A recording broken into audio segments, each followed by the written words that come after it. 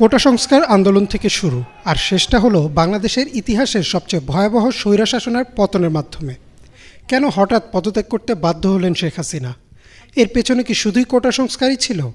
চলুন এক নজরে দেখে আসি পুরো কোটা সংস্কার আন্দোলনটি।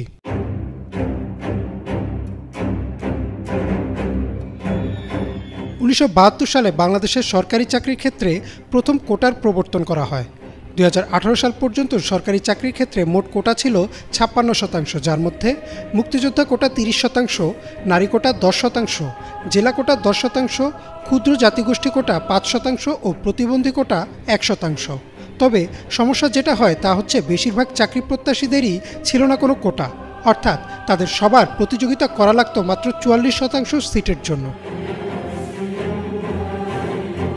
এই বৈষম্যের কারণে 2018 সালের জানুয়ারি থেকে ঢাকা বিশ্ববিদ্যালয় সহ দেশের প্রায় সবগুলো